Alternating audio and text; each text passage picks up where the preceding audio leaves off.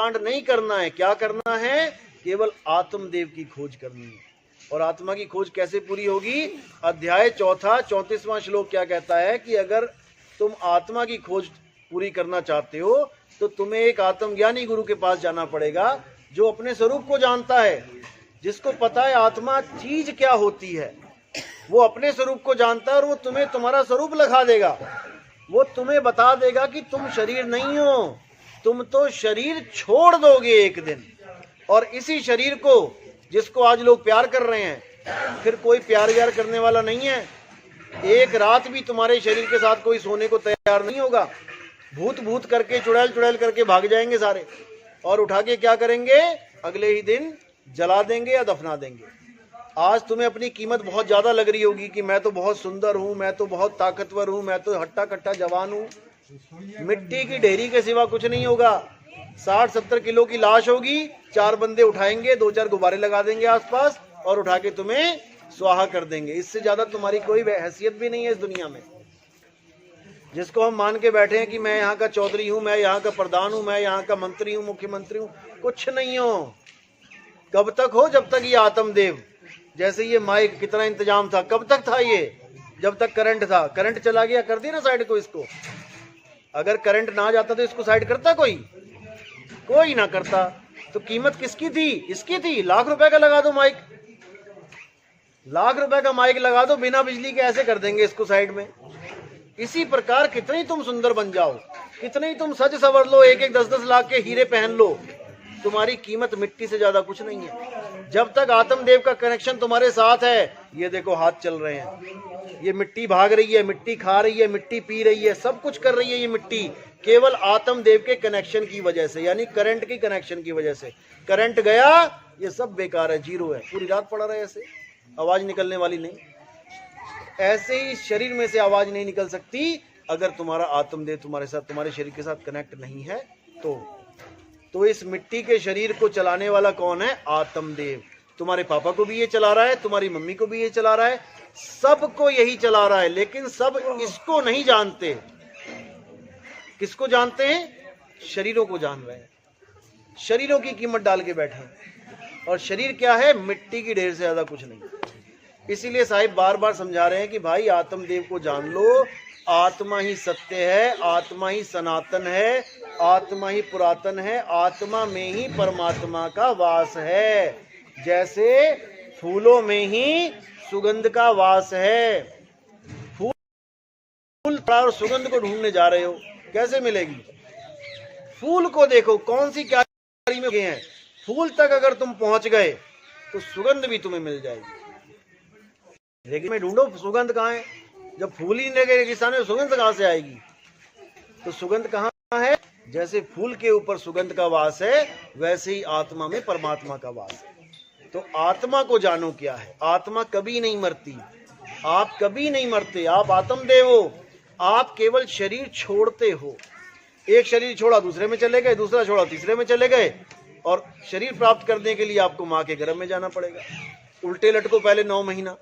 यहाँ पे बड़ी मुश्किल से पढ़ लिख के कोई डॉक्टर बना, एक्सीडेंट हो गया, मर गया, फिर चला गया कुत्ते की जून में। अब वो कुत्ता बन के घूम रहा वही डॉक्टर, जिसको सब डॉक्टर साहब कर रहे थे, वो गली गली के टुकड़े खा रहा है। अब देखो इन कुत्ते बिल्लियों को क्या परमात्मा की दुश्मनी थी इनके साथ, जो इनको कुत्ता बिल्ली बना दिया और तुम्हें आदमी बना दिया।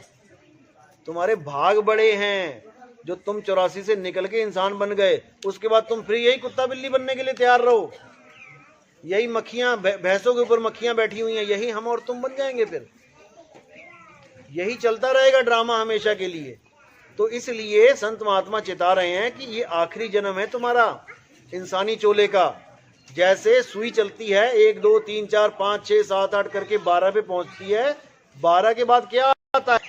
फिर 1 शुरू हो जाता है, यानी तुम फिर अधोगति में चले जाओगे, फिर नीचे से स्टार्ट करोगे। मक्खी मच्छर कीड़े मकोड़े पता नहीं क्या क्या बनते बनते बनते बनते फिर जाके तुम्हें कितने सालों के बाद, कितने युगों के बाद, देखो बिजली आ गई, फिर काम पे लग गया ये। ऐसे ही तुमने एक बार शरीर छोड़ा, दूसरे शरीर में आ गए, अब इसकी कीमत फिर पड़ गई। यानी कि जिस शरीर में तुम रहोगे उसकी कीमत पड़ जाएगी। जैसे ही शरीर छोड़ दोगे तुम्हें उठा के फिर किनारे कर दिया जाएगा। इसलिए अहंकार में नहीं रहना है। अपनी आत्मा को जानना है। आत्मा ही सत्य है, आत्मा के अलावा सब झूठ है, क्योंकि आत्मा के अलावा सब माया है। माया का क्या मतलब होता है? माया का मतलब केवल औरत नहीं होता। कई लोग कहते हैं माया का त्याग कर दो, यानी कि घरवाली को छोड़ के भाग जाओ। अच्छा जी, माया का मतलब होता है माया माया सब कहे, माया चीने ना कोई, जो मन से ना उतरे माया कहिए सोई। जो तुम्हारे मन के ऊपर चढ़ी बैठी है ना, वो है माया। जैसे किसी का मोबाइल में गेम नहीं छूट रहा, रात भर लगा हुआ है पबजी खेलने में, अब वो पबजी गेम ही माया है उसके लिए, उसके मन के ऊपर चढ़ के बैठ गई है। और वो कई लोग तो ऐसे हैं, देखा था मैंने, एक लड़का कहता, मैंने उसको बोला कि जहर क्यों खाया? कहता मेरे पापा ने मुझे गेम खेलने से रोक दिया। पापा ने गेम खेलने से रोक दिया, मोबाइल में वो जहर खा के बैठ गया। इतनी प्रबल है ये माया।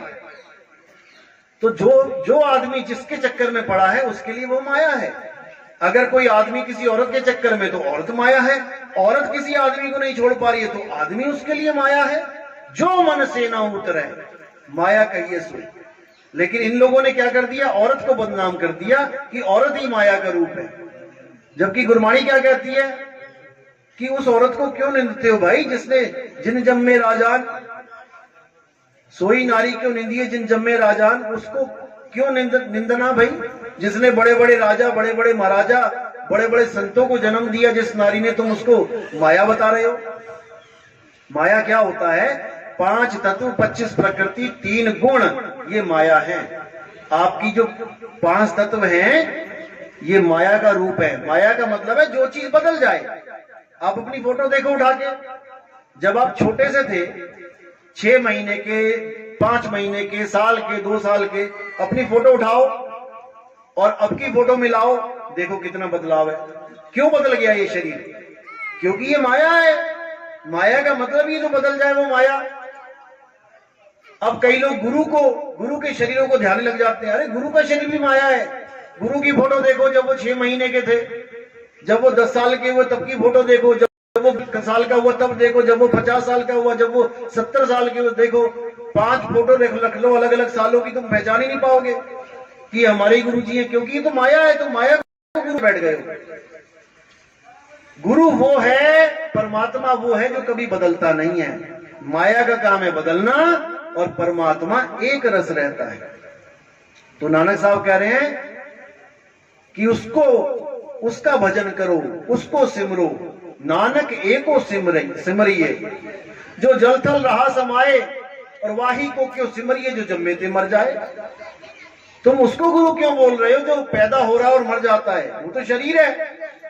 गुरु कौन है? शब्द गुरु है। शब्द गुरु सुरत धुन चेला, मिले परस्पर भया अकेला। तो शब्द गुरु है और सूरत हमारी चेला है उस परमपिता परमात्मा की।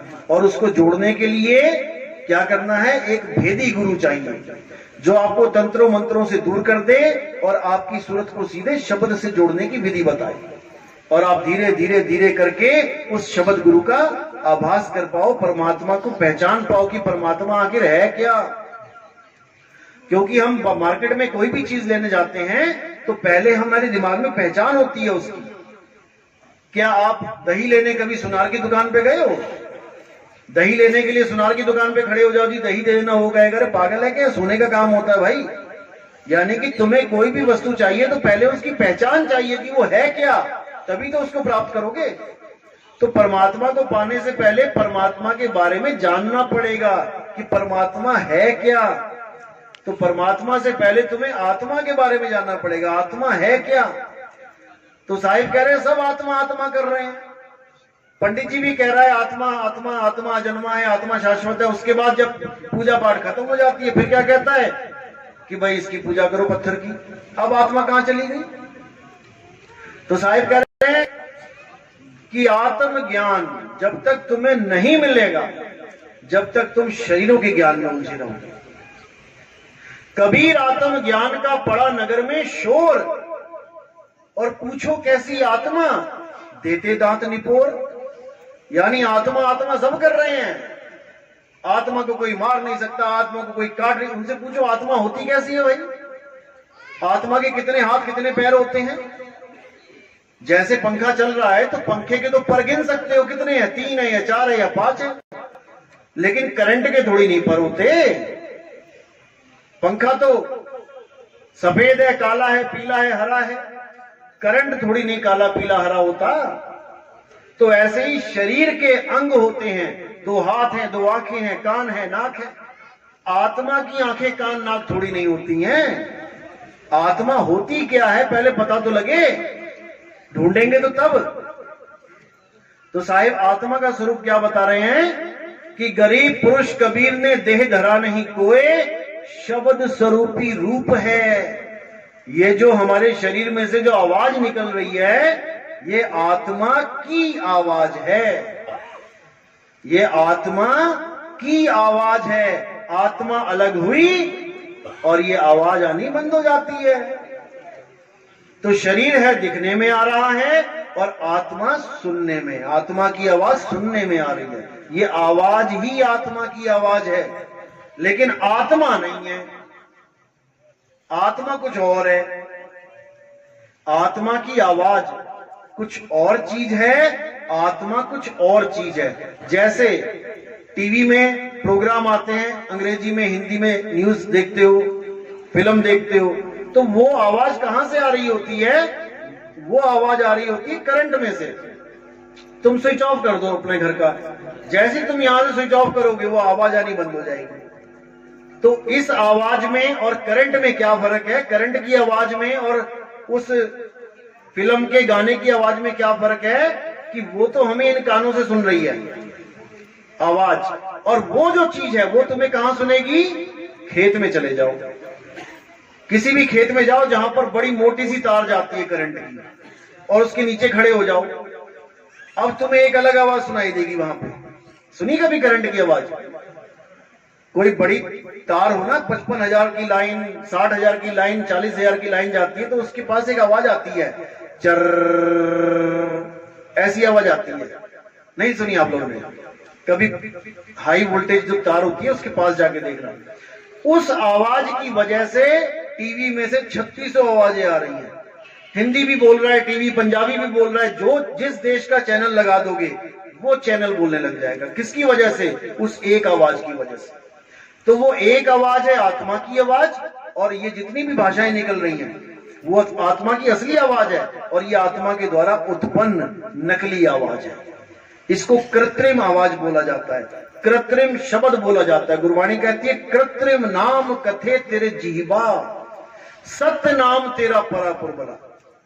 यानी जीभ से बोलने वाले तेरे जितने भी नाम हैं वो कृत्रिम यानी नकली नाम है, और ये सारी दुनिया इन नकली नामों का जाप कर रही है। लेकिन सतनाम तेरा परापुरबला, जो तेरा सतनाम है परमात्मा, वो कुछ और चीज है, वो बिना गुरु के नहीं मिलता। इसीलिए उसको गुरु प्रसाद बोला है। एको सतनाम कर्ता पुरुष निरपहो निर्वैर अकाल मूरत अजूनी सहभंग गुरु प्रसाद। जब गुरु प्रसाद रूप में नाम दीक्षा देता है, नाम दान देता है, तब जाके उस सतनाम का बोध होता है कि वो सतनाम क्या चीज है, और तब जाके आपको अपना आत्म स्वरूप समझ में आता है। तो अपने आत्म स्वरूप को जानने के लिए आपको आत्मा का ज्ञान होना चाहिए। गीता में बोला गया कि जो भी आदमी, जो भी मुझे शरीर रूप में मान के मेरी पूजा करता है, यानी कृष्ण जी के 2 आंख, 2 कान, 2 नाक, वो मुझे प्राप्त नहीं कर सकता, क्योंकि वो मेरे कपड़ों की पूजा कर रहा है। हे अर्जुन, ये जितने शरीर हैं ये आत्म देव के कपड़े हैं, आत्मा के कपड़े हैं शरीर, और हर आदमी शरीरों की पूजा कर रहा है, यानी कपड़ों को पूज रहा है। जिसने कपड़े पहन रखे उसको नहीं जानता। तो उसको जानने के लिए आपको एक आत्मज्ञानी गुरु चाहिए जो आपको आत्मा का लखाव करे। चलो, तो अब यहीं पे वाणी को समाप्त करूंगा, और जो नाम दीक्षा लेने वाले हैं वो हाथ खड़ा करें। प्रथम दीक्षा वाले,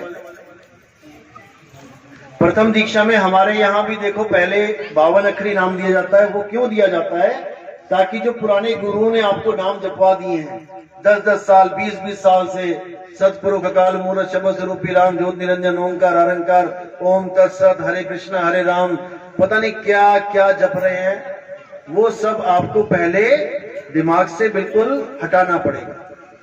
उसके लिए क्या करना है, अब जो जप रहे हो वो दिमाग से तो हट नहीं सकता, क्योंकि दिमाग सारा वहीं लगा रखा है।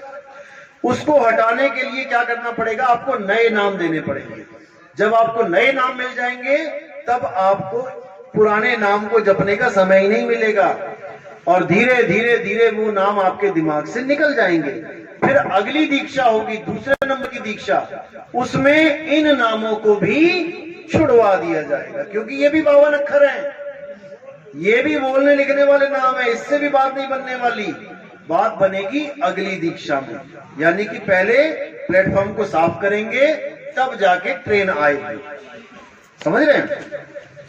तो साहिब कहते हैं कि प्रथमे शिष्य होवन जो आई ताको पान देव तुम भाई, जो पहले शिष्य बनने को आता है उसको चरणामत दो, नाम दीक्षा दो 52 अक्षरी। जब देखो तुम दृढ़ता ज्ञाना ताको कहो शब्द परवाना, जब देखा कि हाँ दृढ़ हो गया है तब इसको शब्द का भेद बता दो। शब्द माही जब निश्चय आवे ताको ज्ञान अगाध सुनावे, जब शब्द में निश्चय आके वो भक्ति करेगा तब उसको अगाध ज्ञान प्राप्त होगा। अगाध ज्ञान कौन होगा, कौन देगा? तो परमपिता परमात्मा, गुरु केवल उसकी कंफर्मेशन करता है कि हाँ ये सही है या नहीं है। तो उसके 3 स्टेप होते हैं, पहला और दूसरा स्टेप गुरु देता है, तीसरा स्टेप नाम दीक्षा होती है, वो परमात्मा स्वयं देते हैं आपकी अंतरात्मा को देख के कि हाँ भाई ये काम क्रोध लोभ मोह से न्यारा हो चुका है, ये साफ सुथरा हो गया है, अब प्रकट हो जाता हूं यहाँ पे। समझ रहे हो? पहले सफाई करनी पड़ेगी अपनी। चलो प्रथम दीक्षा वाले आ जाओ, आगे आ जाओ, बाकी पीछे होते चले जाओ, केवल प्रथम दीक्षा वाले आगे आ जाओ।